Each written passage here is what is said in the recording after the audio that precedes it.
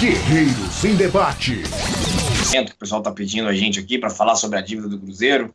Né, hoje ainda não tive muito tempo de apreciar aí a atualização do balanço do Cruzeiro, a reunião que vai acontecer no dia 25, mas há alguns elementos aqui, né? O Cruzeiro ampliou os gastos com o pessoal, aí, funcionários, mas é claro que quando a gente pensa nesse orçamento, né, o maior peso é do departamento de futebol profissional, né? Os jogadores recebem aí os maiores salários do clube, pode ter toda uma narrativa, já tem que demitir o cara da limpeza, mas hoje, né, a realidade profissional do Brasil, a realidade de trabalho no Brasil, boa parte desse serviço numa instituição como o Cruzeiro já é terceirizada, o Cruzeiro já pode, já economiza os gastos com isso, então esses gastos de forma substancial são respondidos pelos jogadores do Departamento de Futebol Profissional, diretoria também, aí a gente pode pensar, né, se o salário dos diretores está coerente, se ele é necessário, enfim, acho que aí também é um ponto importante, né, de ser avaliado. Os gastos gerais com o administrativo também subiram um pouco, né, e subiram aí mais de 12 milhões de reais de administração e gasto geral, é complicado, né, também é uma situação que pode ser avaliada numa auditoria, o que for. O custo com área social e esportes amadores também subiu, né, é algo que causa um pouco de estranhamento, né, a gente não sabe se o Sada Cruzeiro, por exemplo, é lançado nesse balanço, mas o Sada Cruzeiro, por exemplo, tem patrocínio do Grupo Sada, então ele é considerado pelo Grupo Sada uma instituição superavitária, os gastos do Cruzeiro com isso não seriam significativos, não causariam um prejuízo, né, e num ano que o Cruzeiro teve, né, não teve o futebol americano, né, o futebol americano como teve em 2017, e em que o atletismo foi enxugando o orçamento até a sua extinção no final do ano. Ou seja, o Cruzeiro diminuiu a área de esportes amadores, né, de área social, e ampliou os gastos. Tem que entender por que isso aconteceu. A gente pode lembrar que no início do ano, o Cruzeiro, no ano passado, apresentou um projeto, né, junto com o Juiz de Fora Imperadores, foi o Cruzeiro Imperadores, de futebol americano, o projeto deu completamente errado, multas na justiça, escalação irregular de jogadores. Depois o Cruzeiro anunciou um departamento de futebol americano próprio, o Cruzeiro Fox, que ninguém foi jogar, né, ninguém ia ter anúncio para a imprensa do time, esse anúncio não apareceu, veio o Brasil Futebol Americano e a gente não viu time nenhum.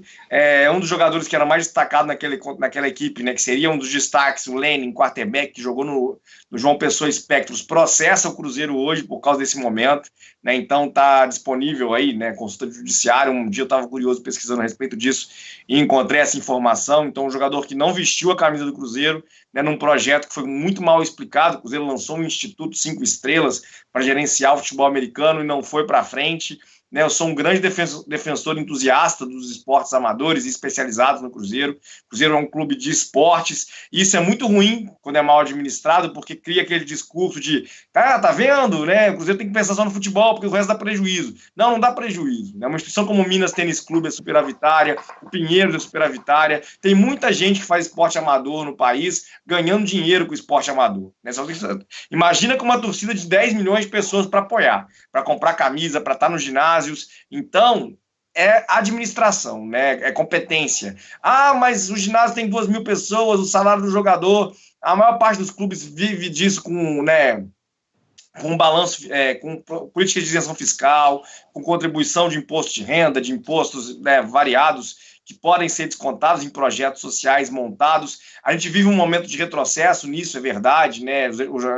O COB soltou documento agora, recentemente, né, falando sobre outros editais foram dificultados, mas a gente tem que pensar também que eles ainda existem e que no contexto atual não se justifica um prejuízo dessa forma também com o esporte amador, é a questão de gestão também desses recursos, e que as receitas também subiram, né? Só que as receitas subiram pouco, tá? As receitas subiram 79 milhões, né? Mais 50 milhões foi o prêmio da Copa do Brasil. Tudo bem, o Cruzeiro recebeu o prêmio da Copa do Brasil no ano anterior também, foram 2 anos de título, né? Mas o prêmio subiu consideravelmente no ano passado. Então, administrar melhor esses recursos parece que é importante nesse momento para o Cruzeiro. O Cruzeiro tem um desafio muito grande, né? Competir com o Palmeiras e com o Flamengo, né? Com um orçamento que o Palmeiras consegue ter com a Crefisa, né? Que faz injeção de dinheiro, que movimenta dinheiro, a Crefisa ganha dinheiro com o Palmeiras, mas o Cruzeiro não tem um investidor parceiro, né, com o suporte que a Crefisa consegue dar ao Palmeiras, o Digimais aí com a história do Marquinhos Gabriel, com a história do Rodriguinho, com a história do Pedro Rocha, aumenta a confiança que o Cruzeiro pode ter encontrado algo nos moldes, né, mas acho que é exagero quando é apresentado assim, porque até que está longe de ser o modelo Crefisa. O Flamengo, né, com doping financeiro, o resultado da TV, que se encerrou nesse ano, né, a gente vem dizendo, né, ano a ano no Guerreiros em Debate, não adianta fingir que a espanholização não vai acontecer se os recursos forem mal distribuídos, porque vai. Né? E é isso, o Flamengo tem hoje, né, uma condição financeira muito prazerosa, muito tranquila, né? E muita gente enchia a língua para dizer é gestão, é competência, não é, né? Porque o Flamengo fez isso botando o moleque para dormir em container, né? E em container em péssimas condições de uso, é bom que se diga, né? Então é importante que os recursos ali eram 110 milhões de TV por ano a mais do que o Cruzeiro recebia. O Cruzeiro permaneceu tendo que competir com isso. Hoje a TV aberta resolveu esse problema, mas muita gente especula que na TV fechada os contratos melhoraram, o Flamengo pode receber até 8 vezes mais. E porque o critério não vai ser o número de assinaturas, aquilo que a gente assina e diz para a NET, para a Sky, para quem for. Vai ser uma pesquisa Ibope, né, que a gente nem sabe como foi mapeada. Então, há muitos privilégios ao Palmeiras, há privilégios especialmente ao Flamengo, há dificuldade de competir com isso, né? O Cruzeiro tinha a menor dívida do futebol brasileiro, essa dívida está crescendo, ela certamente passa do Flamengo, né, com esse resultado agora, e o desafio é equilibrar essas contas. É para ficar preocupado, né? A Fluminense, Vasco, Botafogo, Atlético Mineiro, né? Há clubes que têm muito mais razões nesse momento para estar preocupados. Mas o Cruzeiro precisa, sim, né, sentar, avaliar e ter responsabilidade na gestão desse balanço. Né? Como manter um time competitivo num cenário de doping financeiro, né, ao Flamengo, ao Palmeiras, através dos investimentos da Crefisa? Esse é um grande desafio. Os títulos que o Cruzeiro teve em 2017, 2018, passam por essa ampliação do endividamento.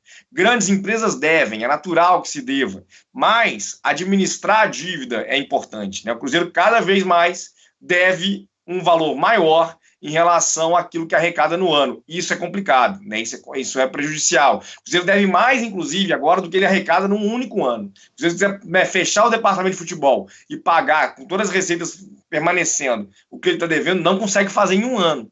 Então, esse um pouco de cuidado é um desafio muito grande, o Conselho tem que ter uma avaliação importante em relação a isso. E a estratégia do empréstimo, né, do macro empréstimo que o Cruzeiro conseguiu produzir, me parece, no primeiro momento, importante, interessante. A gente tem que saber as condições, os que estão por fora disso, né, mas partindo do princípio de que foi idôneo, né, de que foi algo pensado friamente, né, não dá para a gente afirmar ou não em relação a isso, mas partindo desse princípio, o Cruzeiro consegue minimizar um pouco essas circunstâncias. Tudo que você precisa para ficar bem informado sobre o Cruzeiro, os melhores momentos, as contratações, os gols, as últimas notícias, tudo aqui, segunda-feira, 19 horas, ao vivo, no Guerreiros em Debate.